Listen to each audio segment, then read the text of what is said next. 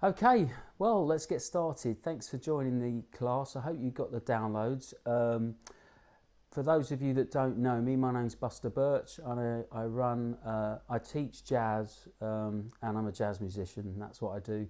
I run the summer school, the biggest summer school in the country. I've run an online jazz community, learntoplayjazz.co.uk, and I've published a lot of books on Amazon.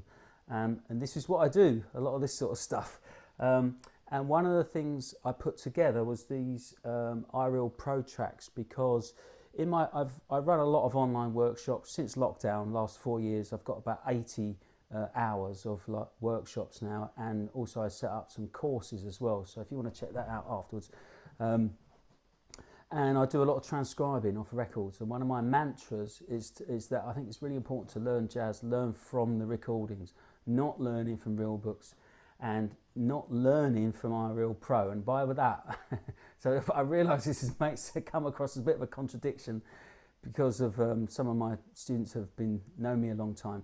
I don't think you should learn tunes from iReal Pro, but I do think there's a lot of really good practice things you can do with iReal Pro if you use it in the right way and if you set up these custom tracks. So what I then did was I made 100, and there's more. I'm going to add to them as well, so I'll send an update when I do.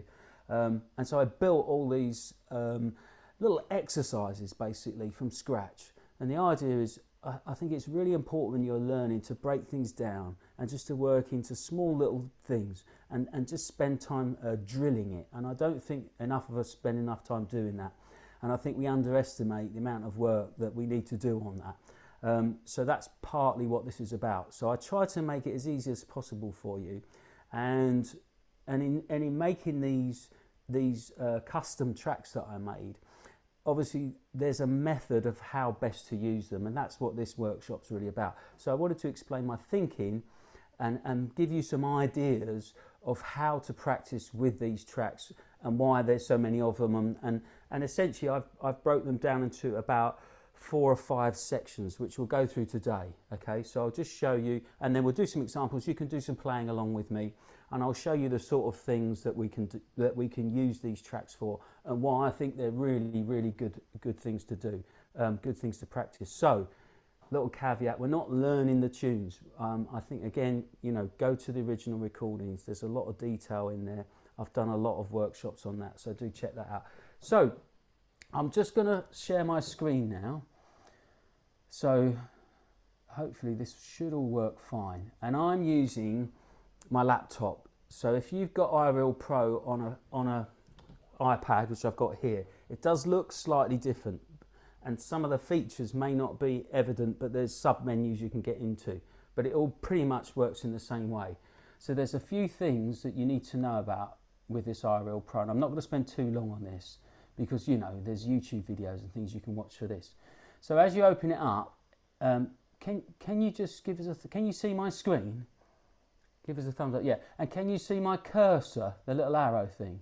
Oh, good. I didn't know if that would show up. Okay, so down here, this is the real kind of big bit here, where you can, this is when you upload my tracks. So basically what you want to do is you download the file I sent you, and then you open iReal Pro, and you open these tracks from within that, and so you import the tracks, and they should show up here as like a little folder. And you can go on, they've got their own website where you can get thousands of tunes on there, whole packages of tunes. So I've got my Buster's custom tracks, and then these are all the tracks here. They show up, so there's 102 of them, I think. Okay, and then if you click on one, it pops up here. Okay, and then here is the tools that you use to play the tracks, and where you can change the settings and the tempos and things like that. So there's a couple of things that are really cool about this, and again, this is why I built the tracks in the way I did, the way I set them up. So up the top here, this is where we press play, we stop, we can set the number of loops. Okay, so if we click this is just a C major triad. Okay, very good, right? Very important, good start. And you'll hear it plays along. We've got a nice backing track. We've got the piano, the bass, and the drums. Now you can mix them. You can turn the drums down if you want. Yeah. So for drummers, this is really good practice actually, just getting used to hearing chord sequences and things like that, yeah? But we're going to leave all this, there's the bass. If you want to take the bass out and you want to practice your bass, you can do that. And obviously piano players, if you want to practice some comping, you can just have the bass and drums there. This is a really useful thing to do. Okay, now, what you'll notice is it's highlighting yellow at the bar we're on, okay? I've set 4 loops there, so now it's automatically going to come to an end. So you can set the number of times you want to work on something. Or there's a good little feature, if you click on it and drag across, okay, you've highlighted, and you can do 1 bar or 2 bars, anything you like. And what happens is it goes to infinite. You see that little infinite sign up there? That means that'll just keep going round and round and round now forever until you switch it off. So that's quite handy. The other thing that's really important to know is this, the key, and this is why I set some of these tracks, they're just 1 chord, okay? And the idea is that you just work on one, really get to know, we're going to do some improvising on that. But if you click on that button there, you can then change key, okay? So you see how the chord changed there automatically. And that's how you transpose. And you can transpose it into all 12 keys. So all of the exercises at one click can be transposed into all 12 keys. Now, so there's different ways of working with that. Some of them I've automatically done in all 12 keys because that's meant to be a different exercise, which we'll come to, okay? So that's just to explain that. But the first lot, where you've just got 1 chord or 1 mode, yeah, you can transpose that into all 12 keys. And that's pretty much it. There's another little feature down here you might want to mess about with, which is this practice tempo. So you can set it to increase the tempo on each loop. So it gradually gets faster. So if you want to work up to something, yeah, I wouldn't recommend it on giant steps. But if it's quite a nice little challenge then. It just keeps getting faster. And then the other one here, which is something I don't use because we tend to use them, but because of the way I've set them up. But you can also get it to do an automatic transposition. So it'll go up a semitone on each loop, okay? So those are some pretty fun things to do. And then finally, the last thing we're going to do, which we're not going to mess about with today, is this, the styles. And you can download extra stuff here. So you can change it into different styles. So if you want to do it in 3, or you want to do it a second line, or you want to do a Latin, bossa nova, it'll just change the backing grooves. So I know it's a brilliant bit of software. Anyway, so today is about why I've done these tracks. And so the first bunch of tracks, which are the drones, what I call the drones. And if you've worked on my workshops, I've done in my musicianship classes, I did some of these a few years ago on Logic, and I put them on my YouTube channel. But the great thing about this is you can change the speed, okay? So, for instance, if you're very new to jazz, one of the biggest challenges is all the different chord symbols. And so learning the chord tones and learning the chord symbols is a great first step. And so this is a really good way to do that, okay? And you can do this in all 12 keys. So for instance, let's do major 7, okay? So we're going to set this up. Let's do 4 loops. Now, there's different ways of practicing this. So to start with, I would suggest what we can do is just go up and down the arpeggios, okay? So we can just take that chord and we go up and down the arpeggios. We go up the chord and then down the chord. Here we go. So, yeah. So you're really just drilling it in. And that's probably the sort of thing you've done a lot of.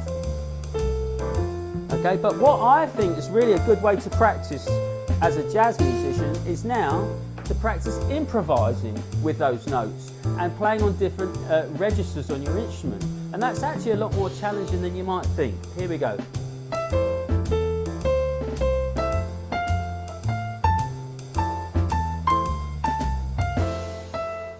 Oh, four's up. Let's put that back to an infinity.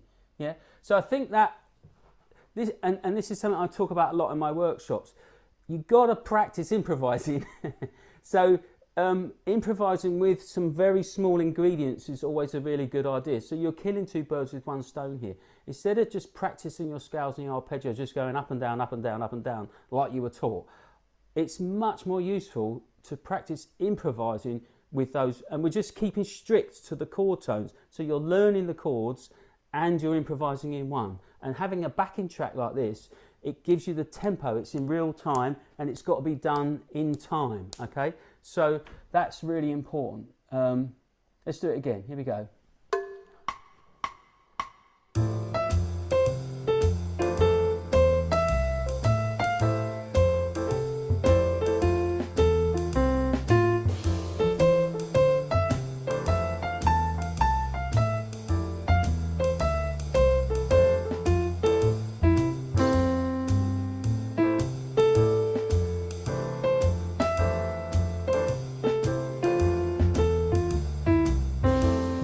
Yeah, and I'm just literally improvising with a major triad there, okay? Let's change key. Let's try that in A major. Here we go. Oh, sorry, transpositions. So obviously if you're playing an E flat instrument, you would go back three times around the cycle, twice around the cycle for the B flats, okay? So up a tone, down a minor third. Here we go, A major 7.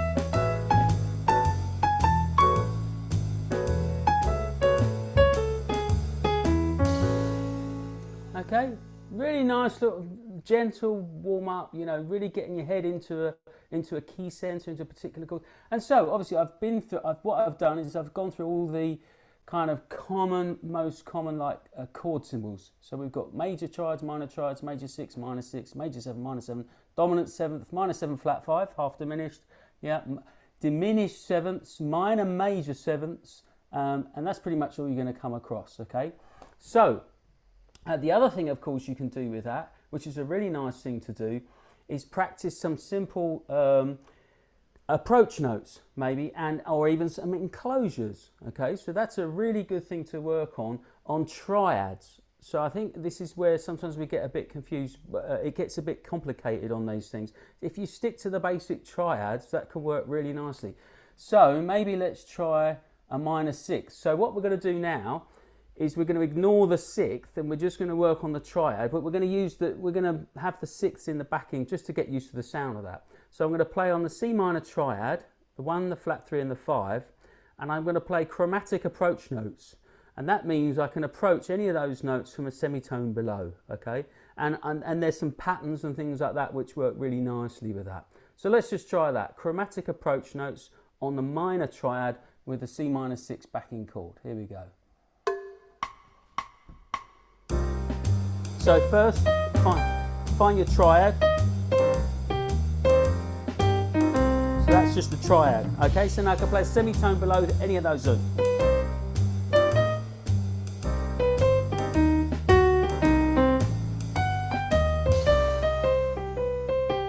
You know, you've got those sort of kind of chromatic. I need to do it on a loop, don't I? A bit more. So let's try that again. Chromatic approach notes on the minor triad. Here we go.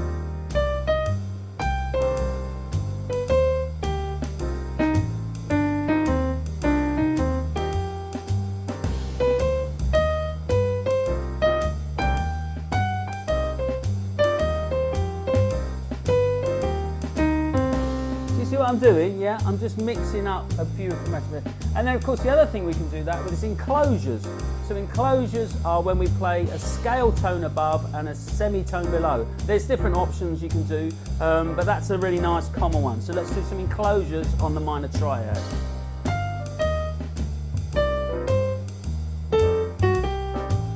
And that's nice because you hear that major 6.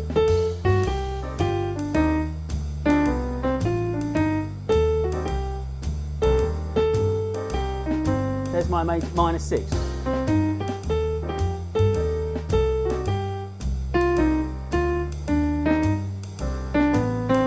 Yeah, so enclosures on the minor triad there. So that's a nice little exercise you can do. You could do that major minor triads on any of those chords, okay? Right, let's move on. Let's get on to the next bunch of tracks, which are my mode drones, okay? Mode drones. So this is obviously working on your modes. So we've got all 7 modes of the major scale there, and then we've got a few modes from the minor, melodic minor scale as well, the ones that are kind of most common, yeah? So let's have a go at Dorian, okay? So this is the mode for minor 7th chord, okay? So again, Dorian mode. Now, what's nice with the modes is, of course, you can start by going up and down like we've done before, but improvising with some scale patterns is a really good idea with scales and modes, okay? So let's try some scale patterns on Dorian mode, and again, we'll keep it in C minor. I'll put a little loop on, okay? So this is just really, again, it's that thing of getting it really under your fingers. So, yeah, there's my Dorian mode. Second mode of B flat, yeah, major, so same notes as but the thing about modes is you want to be thinking in the key center. You always want to be thinking in the home key. That's why we have a mode, right? It's why it's C Dorian. It's not B flat major, it's C Dorian, because we're in a C minor chord. Here we go. So some.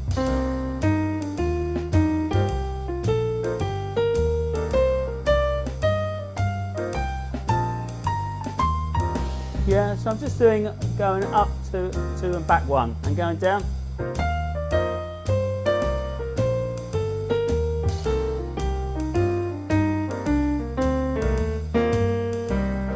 Yeah, so nice little, and it's just that you're in one mode. Yeah, you can just really play about with it, get familiar with the feel of it, the sound of it, the smell of it, yeah.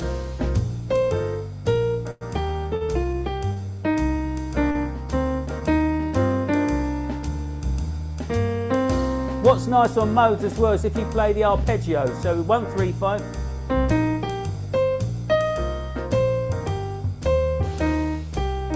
And then go 2, 4, 6.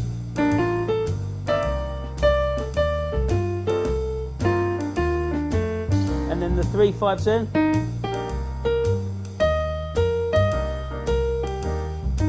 And you can work your way up through the scale like that. There's loads of things we can do with that. That's fantastic. Okay. Yeah, and again, just improvising with one thing. And again, if you want to change the key, you just go here and you go up to a different key there, and you can just work on it. So you can do that in all 12 keys, really isolating, working on individual modes. Okay, let's try something a bit more interesting. Altered. Here we go. Everyone wants to play altered mode. All right. So are we good with altered scales?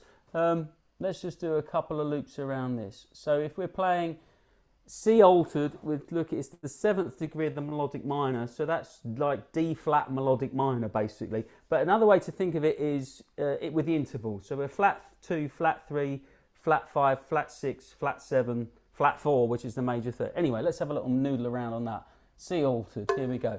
So again, same thing, finding some patterns. Yeah, just find the notes first of all. Okay, also known as the diminished whole tone, because it's diminished at the bottom and then it's whole tone at the top. Okay, but don't just go up and down. Play some patterns.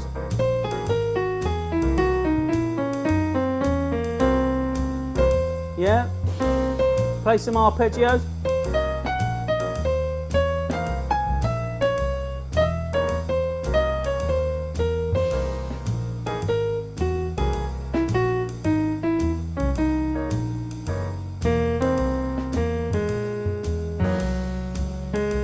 So just really messing around with that. So we're really getting into one mode here.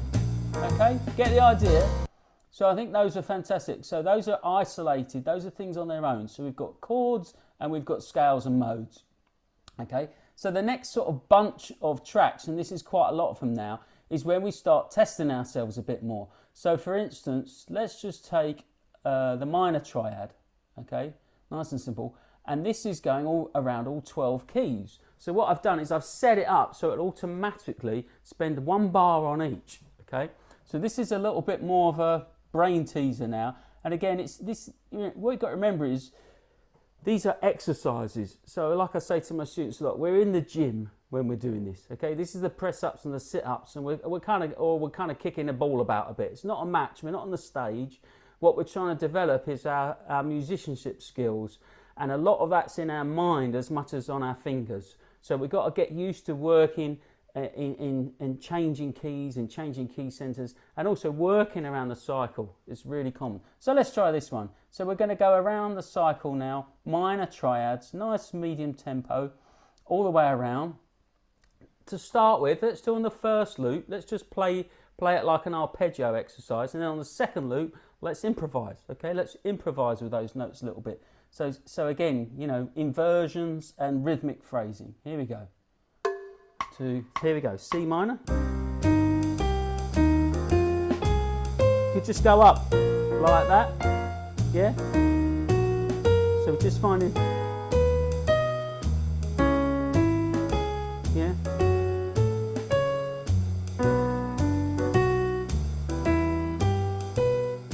You could put the one at the top. Okay, now let's do some improvising now.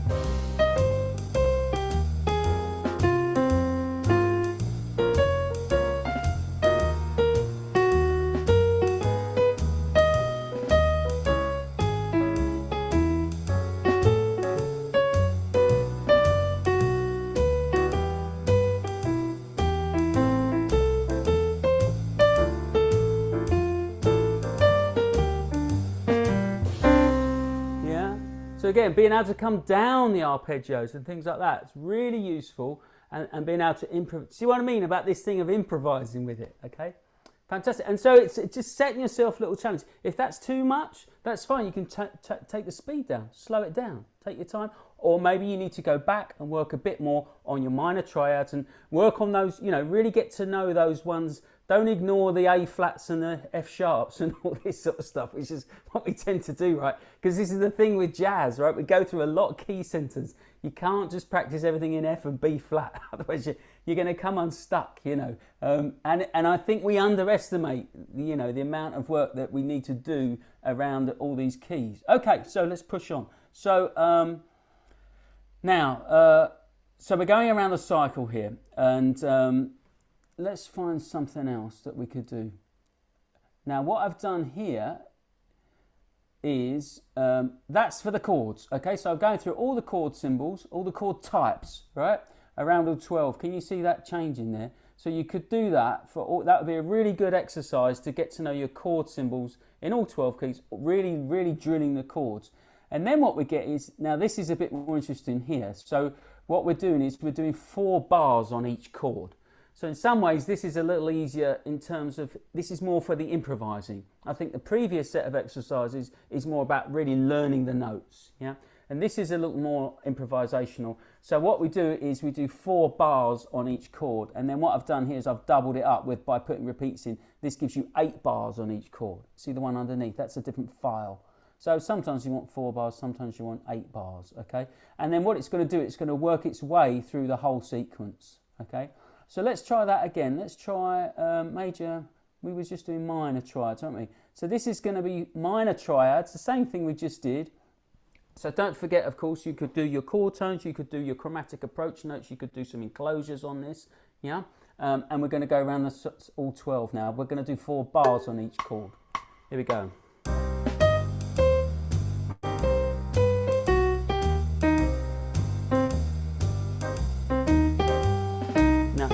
Hear that change?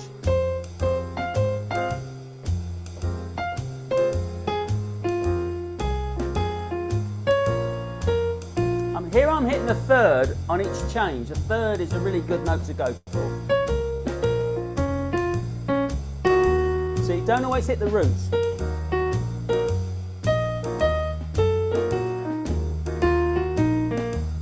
Third.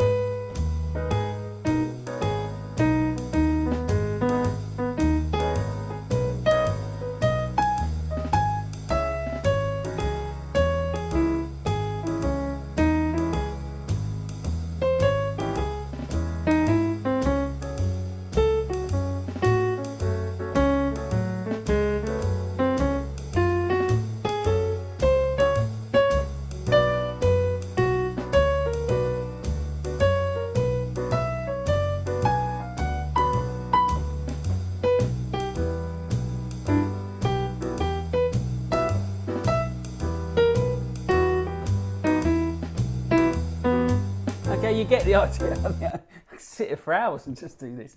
So you've got 4 bars on each chord and then 8 bars on each chord. And so that's a lot of these tracks here. Minor 7s, major 7s, yeah? And that's going to work your way around the whole cycle of everything, okay? So we're still thinking in chords, keys, scales, things like that. Now we're going to get into cadences, and this is when it gets interesting, and this is the last 2 sections, okay? So what I've done here is, for instance, we've got a major 2-5. So we've got a major 2-5, major 2-5, 1 to the 6, and see, sometimes when you get a cadence, sometimes the 1 chord could be different types. So here I've got major 2-5, 1, and the 1 is major 7 chord, and here it's major 6 chord, okay? And part of the thinking that is sometimes you might be working on a tune, and there'll be a bit of a tune where you can just work around those 4 bars. So you want to get the right version of that, okay? Let's do, let's do this, okay? So what we've got is 2-5-1 in C. And what that will do is that will just loop that around, okay? So again, we're in 1 key center here. And we've isolated the key centers. But what you can then do is go up to the transposition thing, yeah? And work around. So let's try this in F, okay? So we're going to do this in F. And then we can just loop that. So again, we're just focusing in 1 key center here, okay? Later on, then what we do is we get this going around all 12. So for now, let's just try a 2-5-1 in F. Now, we know a lot about 2-5-1s. There's a lot of things we can do. But just to start with, what we can do is just make sure we're clear on the chord tones, okay? So maybe let's just go through and play some arpeggios on this, okay? We'll just go up and down the chord tones. Then we can practice improvising with just the chord tones. I think that's a really good idea, really embedding that in. Don't just start wailing away, because that's not, you know, what we're in the gym for. Then we can look at maybe some guide tone lines through that. And it goes, those are great to memorize, because then you can transpose them through the keys. Then we can apply some licks, okay? We can put some licks in there. And then we could also even apply this, as I said, to 1 bit of a tune and work around that, maybe as an intro or a vamp out on a code or something like that. So let's just start with these chord tones. In fact, let's go back to C. Let's just do it on the default, okay? All right, so we're going to do 2-5-1 in C major, concert pitch. Here we go. And that's going to loop, I think, endlessly. So we'll just go up the chord tones. Here we go.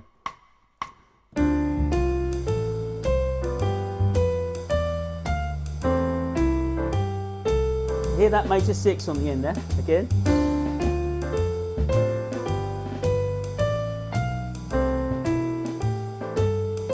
Come down the...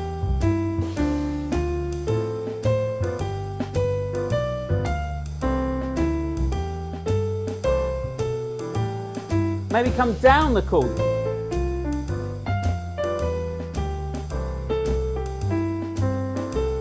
Come down the chords, yeah?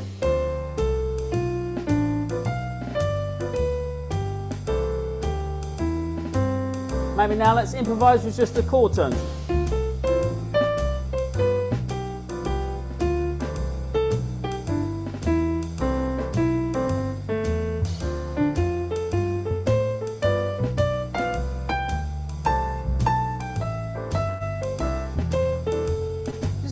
Simple. We're not trying to play the greatest solo. We're really drilling in those notes, really finding the notes. Yeah.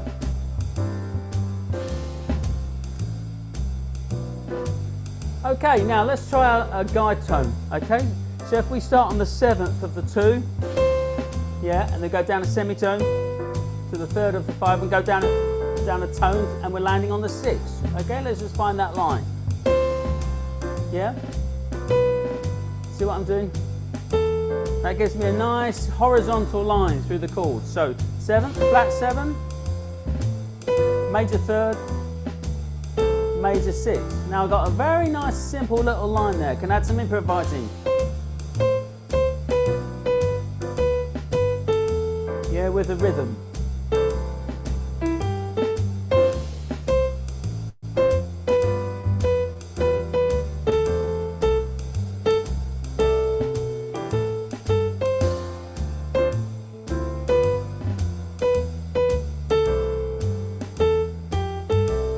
Maybe add a couple of chord tones.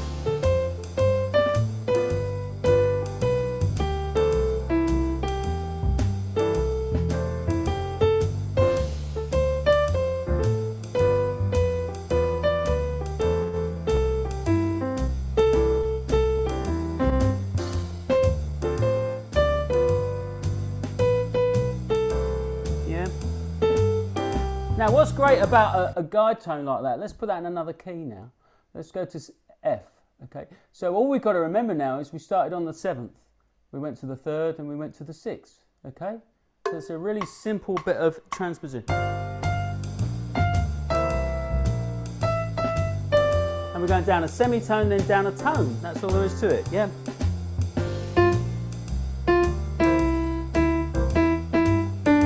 So guide tones are really useful if you just learn them and memorise them. Sorry, helps if you hit the right note. I have to look at the piano when I play it, I can't do otherwise. Here we go.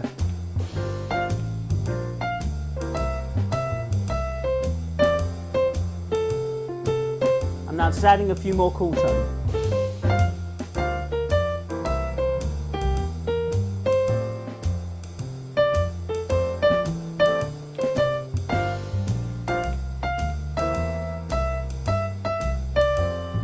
Okay, yeah, get the idea. Watch the time here. So that's guide tones, and then some licks. Okay, so we've got if you're one of my VIPs, you've got my licks course, which we've been adding these licks to. So this is lick number 7. I'll just quickly run through. This is in, let's do this in C major. So one of the ways we like to learn licks, so this is transcribed, this is taken from Sonny Rollins' Tune Up, which is one of my workshop pieces as well. So I think this is a really good way to work on your licks, is to have a backing with it, because you're learning the lick with the chords then. I think that's really important. I think a lot of problems that people have when they're learning licks is they just practice the lick on its own in isolation, and they go over and over and over and over, and then they quite often they say, oh, I keep practicing this lick, and then when I do my solo it doesn't come out. And it's a very common problem, right? And one of the reasons for that is if you're not practicing it with the chords, you're not hearing it and you can't put it in the sequence. So you've got to practice the lick in relation to the harmony underneath it. I think that's really important. And this is perfect for that. So, I mean, I know you haven't all got these licks, but I'll just run through this quickly. So one of the other thing is when I practice licks, it's that we use it really as a basis. So I think one of the other things is don't spend too long perfecting the lick. I mean, there's something to be said about learning the technique of it and all the rest of it, but I think there's much more to be gained from just learning it as some ingredients that you can then use for your soloing. So I'll show you what I mean. So if we take a lick, I'll start with a lick, and then this is the Sonny Rollins thing, if I can play it. Sorry, I missed the beginning. So it's lick number 7 if you got it.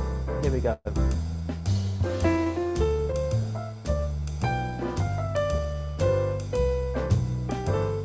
That's from Sonny Rollins, he played.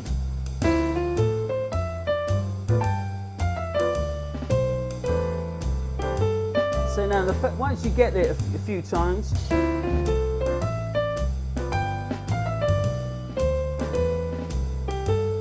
what I would then start doing is messing about with the rhythm.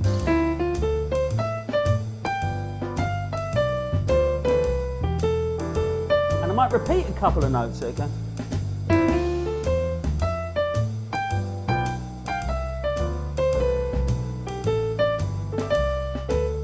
Yeah?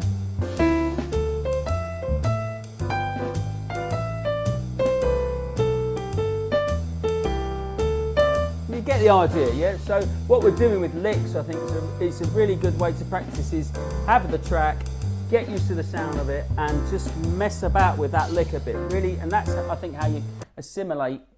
What we're doing then is we're learning language, yeah? Not like static things. Okay, so there's something else I was going to do with that. Oh yeah, and finally, not finally quite, but what's really nice is if you're working on a bit of a tune. So one of my recent workshop tunes was Close Your Eyes, Boss Tenor, Gene Ammons. And in all my workshops I do a lot of transcriptions, so I transcribe everything off the record. The head is as he plays it on the record. It's not real book heads, okay? And then we've got a whole chorus of his solo here. And then what I think is really nice with this, again, is on this coda, there's a kind of vamp out. So you could use this. So what you could do, let's find this. So you might want to work on a bit of the tune. So you might just take, say, the first 4 bars. And what this is a minor 2-5-1. So if I look at my minor 2-5s here, it goes 2-5-2-5, and you'll recognise it if I play a bit of the tune with this now. Okay, you'll see what I mean. So I could work on one line of the tune. And what I think is really useful about this, having done loads of transcribing, there's over 80 workshops I've done, and I transcribe the heads off the records. And what I've learned from doing that is how differently they play it to it's written in the real book, and how much they improvise on the heads as well, with the phrasing, and then they fill in gaps with little things. So when you're learning ahead, I think it's really good just to learn a line at a time, and then see how you can play around with that, play around with the phrasing of that. And this is, again, a great way to do that. So let's check this out. You see what I mean? You recognise. Yeah, you know this tune. Yeah, that's just the first line. And then because we've got a loop, 4-bar loop, we can just work on that phrase.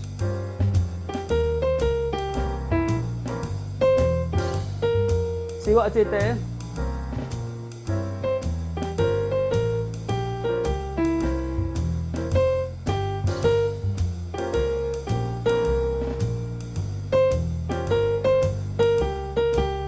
I'm just changing the rhythm. I'm just trying to play that melody. I'm thinking, how many different ways can I play that melody?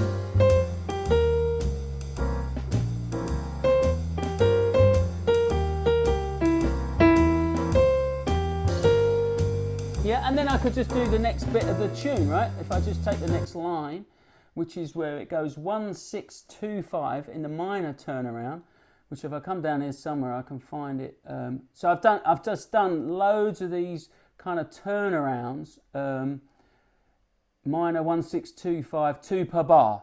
So I've tried to cover like as many variations on that. So you've got minor, you've got the different versions of the one chords. You've got the major 2-5, minor 2-5s, 1-6-2-5, 3-6-2-5. I've even done some other ones like the Tad Dameron turnaround, the Coltrane turnaround, things like that. So you really get to know these turnarounds. And don't forget, of course, what you can do with this is then you go to up to the top, and then you can put that into a different key.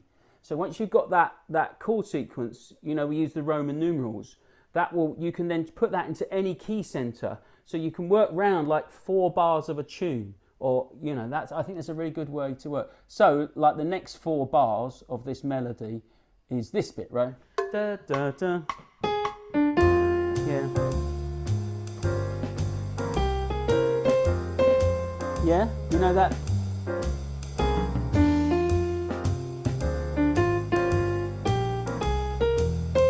See how I'm playing it different each time?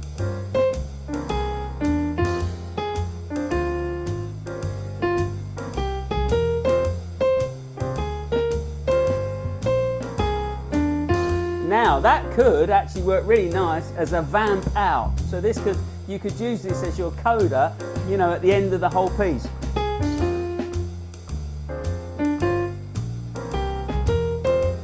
And then as you start adding to it,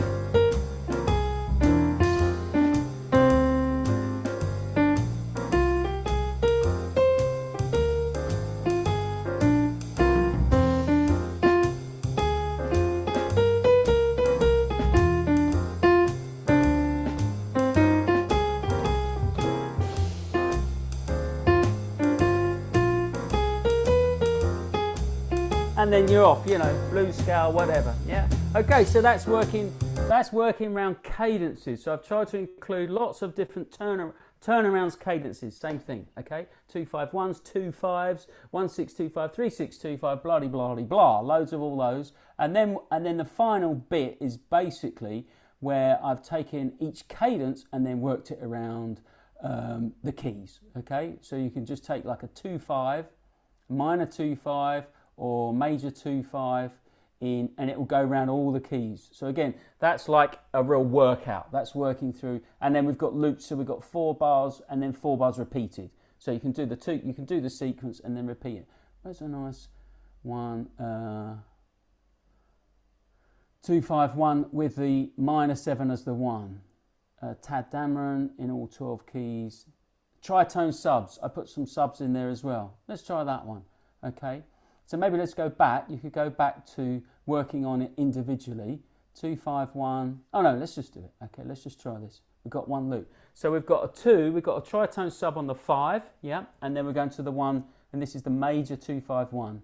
Okay, so here we go. Let's just, so maybe if you just want to play chord tones, because it's you know, just play the arpeggios just to get to know them.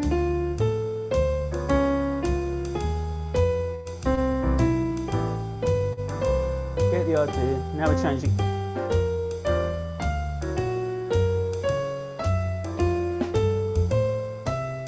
Yeah, B flat.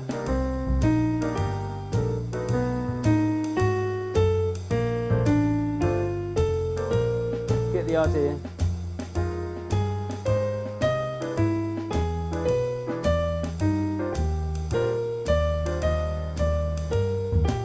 And so on.